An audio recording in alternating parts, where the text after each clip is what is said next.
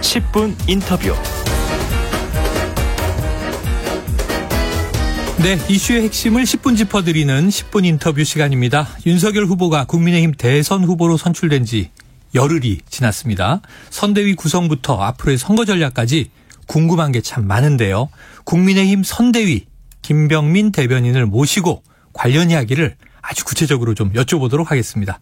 김병민 대변인 어서 오세요. 네, 안녕하세요. 네, 아유 반갑습니다. 이렇게 직접 스튜디오에 나와주셔서 고맙습니다. 예, 딱 10분만 하는 거죠. 10분인데 플러스 알파라는 기회이기 때문에 네. 15분쯤 될 것 같아요. 자, 요새 고생 많으시죠? 열심히 하고 있습니다. 이제 100일 조금 더 남았는데요. 네. 네, 시간이 좀 빨리 갔으면 좋겠습니다. 그래도 컨벤션 효과도 있고 지지율도 지금 잘 나오고 있잖아요. 네, 국민의힘의 최종 후보로 선출된 뒤에 이제 정권 교체를 원하는 국민의 민심이 윤석열 후보로 이렇게 네. 쭉 모이다 보니까 각종 여론조사 지표에서도 좋은 모습을 보이는 것 같고 네. 그럴수록 이제 국민들 보시기에 진짜 좋은 나라 만들기 위해서 최선을 다해야겠다는 생각을 갖고 열심히 하고 있습니다. 네. 자, 그런데 이제 앞으로 4개월 채 안 남았지만 여야 모두 리스크가 있다. 그래서 이제 여러 가지 질문거리들이 나오는 거죠.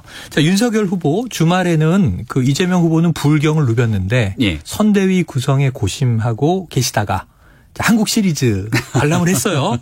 네. 자, 제가 오프닝에서 이야기를 던져놔서 여쭤봐야 됩니다. KT 팬입니까? 두산 팬입니까?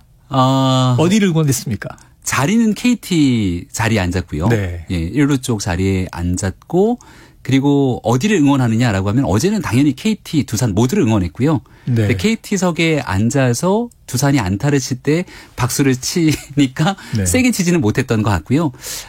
개인적으로 이제 응원하고 있는 팀들이 있을 수는 있지만 검찰에서 이제 오랫동안 지지했기 때문에 네네. 전국을 돌면서 근무를 하지 그렇죠, 않습니까? 그렇죠. 그래서 각지를 다니면서 네네. 그 지역에 있을 때 그때 맞는 팀들을 응원해서 응원하는 팀이 상당히 많습니다. 그걸 봤어요. 대전에 있을 땐 하나 응원했고 대구에 있을 땐 네. 삼성 네. 또 광주에 있을 땐 해태기아를 응원했다. 맞습니다. 아니 그래서 어제는 이제 두산은 서울이고 연고지로 보면 KT는 수원이거든요. 누구를 응원했을까요? KT 자리에 앉아서 두산이 안타 치면 박수를 쳤다. 네, 그리고 저희가 5회 말까지 쭉 보고 이제 나왔는데요. 그때가 딱 1대1 상황이어서 네네. 어느 특정 팀이 막 이기고 있는 상황이면 또 나오기가 어려웠을 텐데 그렇죠. 예, 아주 적절한 시기에 빠져나온 것이 아닌가 생각을 합니다. 어제 4대2로 한국 시리즈 2차전은 두산이 패했고요. KT가 이겼습니다. 앞으로 오늘 또 열리니까 오늘은 안 가죠? 아, 그럼요. 네. 네. 마음으로 열심히 응원하겠습니다. 예, 그래요. 자, 지금 제일 화제는 후보 선출 후 열흘 남짓 됐는데 컨벤션 효과를 반영한 여론조사 추이는 계속 가고 있어요. 그런데 문제는 선대위 구성과 인선이잖아요. 예. 지금 어느 정도 진척됐고 언제쯤 마무리됩니까? 네, 열심히 선대위 구성을 위해서 노력을 하고 있고요. 네. 언론에서는 우리 기자님들이 정말 제일 바쁘고 고생이 많으신 것 같습니다. 네네. 항상 인선을 둘러싸고 어떤 사람이 오게 되는지 이런 고민들이 많지 않겠습니까? 맞습니다. 하지만 최종적으로 발표가 날 때까지는 어느 정도 이 조금 비밀리에 지켜질 필요가 있다고 생각을 하고요.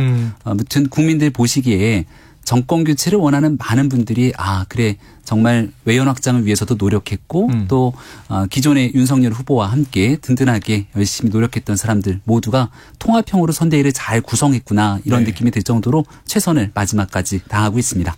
제일 화제는 역시 총괄선대위원장에 김종인 전 비대위원장이 오느냐 안 오느냐. 바로 올까요? 직전 지금으로부터 2시간 전에 출판기념회가 있었죠. 맞습니다. 김종인 위원장의 출판기념회에 저도 이제 같이 다녀왔는데 그래요? 네. 인산인해를 잃었고요. 말 그대로 그래요? 네. 엄청나게 많은 사람들이 왔고 또 그 자리에서 윤석열 후보가 축사를 어떻게 하는지 또 김종인 위원장은 어떻게 생각하는지를 관심 있게 보셨을 텐데 그동안 대한민국을 위해서 대한민국 정치에 사실 산 역사나 마찬가지고 네. 또 보수정당에서는 얼마 전 비상대책위원장을 지내면서 대권의 정권 교체를 위한 교두보를 놓은 분 아닙니까? 그래서 적극적인 역할 등에 대해서 윤석열 후보의 네. 메시지가 있었고요. 그래서 아마도 김종인 위원장께서도 정권 교체를 위해 특정 사람보다 본인께서 할 수 있는 역할들을 다 하시지 않겠냐 네네. 이렇게 좀 생각을 하고 있습니다. 아유, 김병민 대변인께서도 뭐 정치평론에 이제 구단이신데 이쯤 되면 안 오면 이제 이상해지는 분위기니까 그럼 이제 올 가능성이 매우 높아졌고 이제 시간 문제 아닌가 이렇게 한번 추정은 해볼게요. 예. 그런데 또 하나는 오늘 보도에도 김병준 전 비대위원장도 거론이 돼서 혹시 김병준 전 비대위원장도 영입 가능합니까? 우리 그 국민의힘의 현재가 있기까지 역할과 노력을 해준 많은 분들이 네. 계시죠.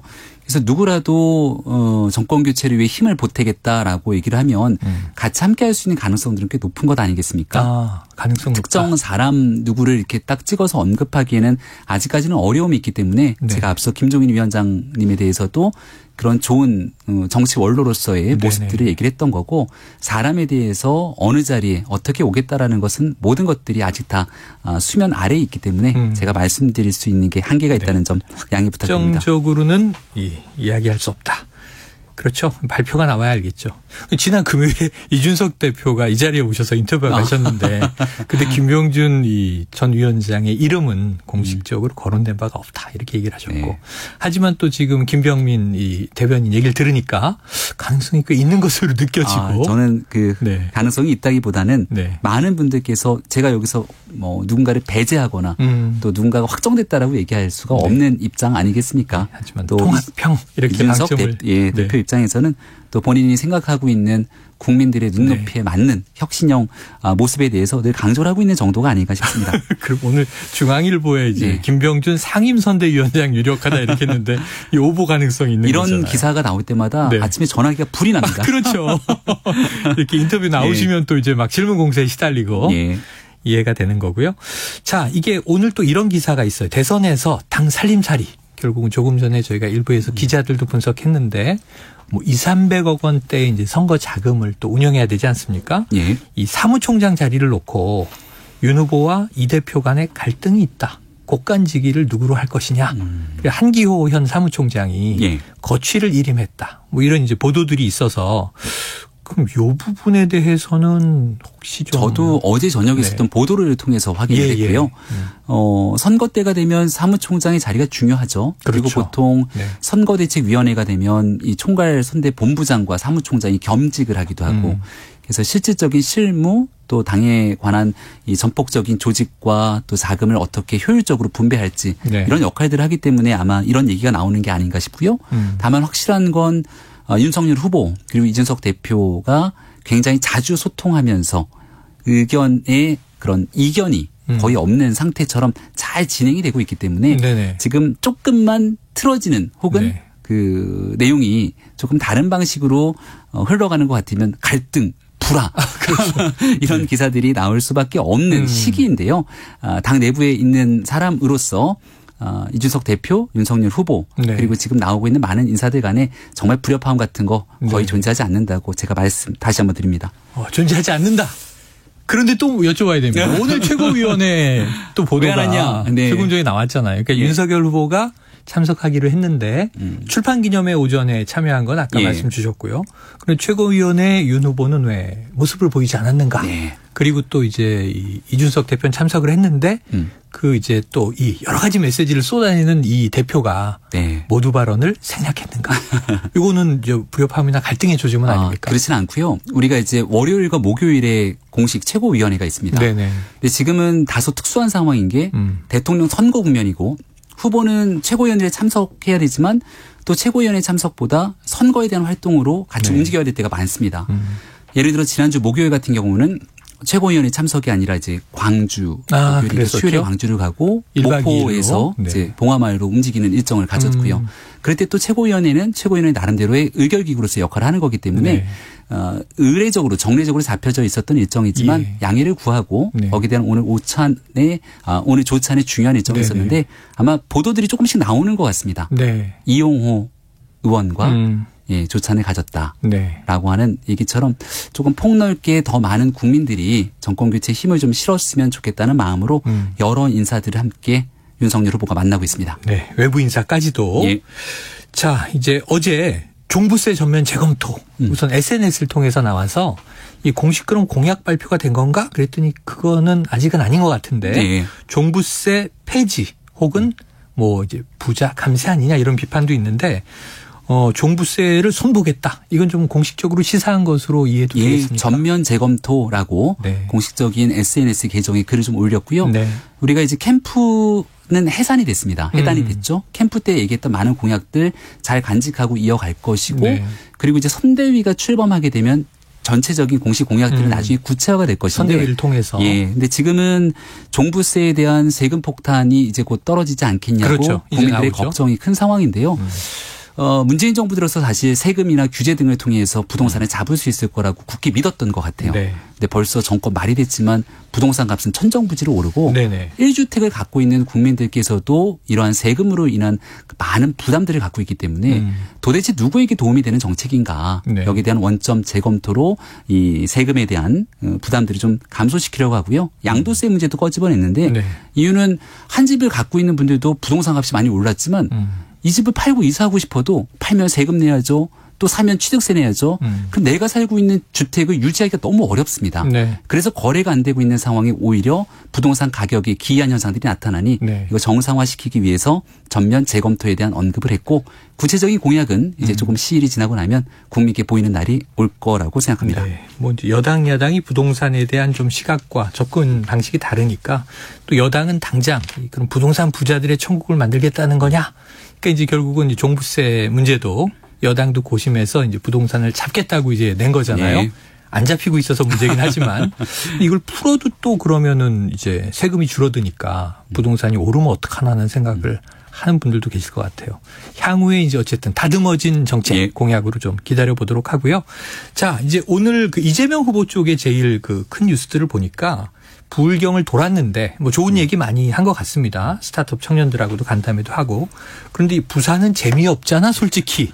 하필 요 발언이 지금 언론에 많이 회자가 돼서 이게 지금 이제 국민의힘 비판이 대단한 것 같아요. 네. 어떻게 들으셨고 뭐가 문제라고 보세요? 제가 어제 논평도 냈는데요. 이해찬 전 대표 시절에도 이 부산에 네네. 관한 비하성 발언들이 있지 않았습니까? 초라하다 이런 얘기 나왔죠. 초라하다라고 표현을 썼고 박재호 의원이 부산 시당위원장이었죠. 또 마찬가지로 부산 시민에게 폄훼하는 듯한 발언들을 꺼낸 적이 있고 네.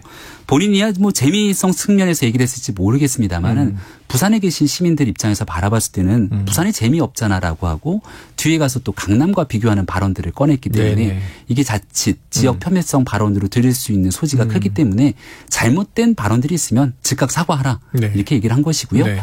정의당마저도 나서서 문제에 대해서 비판하고 있는데 이걸 꼭 언론의 탓으로 돌리는 듯한 민주당의 네네네. 해명을 보니까 그 해명이 더 황당하고 네. 여기에 대한 인식성에 대해서 좀 민주당이 깊이 반성해야 되지 않겠나 네. 싶습니다. 언론 지형이 기울어져 있다. 이게 이제 네. 이재명 후보의 또 불만이기도 하고. 그럼 저희가 할 말이 너무너무 많죠. 네. 지지자들이 언론사가 돼달라 이런 얘기도 했고 또 이제 본의를 왜곡하는 오히려 국민의힘을 또 맹비판을 했어요. 자, 이재명 후보 부인의 응급실행 관련해서 네. 이게 가짜 뉴스가 쏟아졌고 이게 이제 법적 절차를 밟겠다라고 이재명 후보 측 이야기했고 그런데 이제 가짜 뉴스가 하루 만에 퍼졌다. 네. 지금 이제 이준석 대표도 크라켄 가동했다. 예. 민주당이 만약에 우리 윤 후보에 대해서 댓글 조작하면 우리는 그거 다 걸러낼 것이다 이런 얘기를 했는데 역으로 이재명 이제 캠프 쪽에서는 윤 후보 측이 가짜 뉴스의 배후 아니냐라는 문제 제기를 하는 거죠. 예. 어떻게 답변하시겠습니까? 안민석 총괄특보단장인가요? 네. 안민석 의원이 또 얘기를 하셨던데 가짜 뉴스 하면 제일 먼저 떠오르는 게 저는 안민석 의원이라고도 얘기를 합니다. 그래요? 이유는 역으로? 윤지호 씨 관련된 얘기들에서 예전에? 우리가 안민석 의원이 했던 행보를 다 기억하고 있는데 뭔가 주장을 할 수는 있다고 봐요. 그 네네. 주장에 대한 근거가 있어야 되는데 네. 근거가 잘 없지 않습니까? 저는 안민석 의원이 추미애 전 장관의 길을 걷지 않았으면 좋겠다 이런 생각인데요. 가짜 뉴스 여기에 대해서 뭐 댓글에 관한 문제라든지 뭔가 문제성 있는 것들을 윤석열 후보 측이 했다고 지금 굳게 믿고 있는 것 아닙니까? 네. 과거 추미애 전 장관이 당 대표로 있던 시절에 그때가 동계올림픽 때였던 것 같은데 네네. 댓글 등에 문제가 있다고 굳게 믿어서 드루킹. 이거 문제가 네. 있다. 밝혀야 된다고 했지만 잡고 보니까 드루킹이었잖아요. 네, 민주당이 고발했던 사건이었죠. 네, 처음에. 맞습니다. 네. 그래서 지금 여기에 그런 대해서 의미에서. 어떤 근거도 없는 네. 상태에서 정치 공세를 나서게 되면 본인들께서 과거에 해왔던 일들을 국민들께서 다 기억하고 있다는 말씀으로 좀 되돌려 드리고 싶습니다. 그래요. 자, 오늘 오전 지금으로부터 약 2시간 전에 나온 뉴스가 하나 있어요. 이게 이재명 후보가 윤석열 대선 후보에게 1대1 토론이 아니라 이게 대화하자. 그러니까 뭔가 이제 국민들 앞에서 맞짱 토론하자 이거보다는 민생을 위해서 또 이제 방역을 위해서 전국민 지원금 협의를 하자. 근데 오늘 또다시 그 제안을 한 것 같아요. 네. 이 제안을 안 받습니까? 국면 전환성 발언들을 많이 하시는 것 같은데요. 이재명 후보께서 진정성 있는 마음으로 소통하길 원한다면 네. 최근 언론 백브리핑 잘 안 한다고 기자님들 원성이 자자하지 않습니까? 요즘에 그렇죠. 네. 국민을 대신해서 묻는 기자분들과의 소통을 좀 강화하시고 네. 국민들과의 큰 소통 뒤에 또 언젠가는 같이 우리가 대화할 날이 있지 않겠습니까? 네. 기본을 돌아갔으면 좋겠다는 얘기를 먼저 드립니다. 예. 역시 언어의 연금술사예요. 김병민 대변인님. 굉장히 많은 질문 쏟아냈는데 오늘 굉장히 잘 모범 답안을 주신 것 같습니다. 그럼 이제 매주 고정적으로 나오시는 거죠? 매주 월요일이에요. 요일은 저희가 네. 시간 봐서 이슈 있으면 모시도록 알겠습니다. 하겠습니다. 자, 오늘 말씀 여기서 정리하죠. 고맙습니다. 예, 고맙습니다. 네, 지금까지 국민의힘 선대위의 김병민 대변인이었습니다.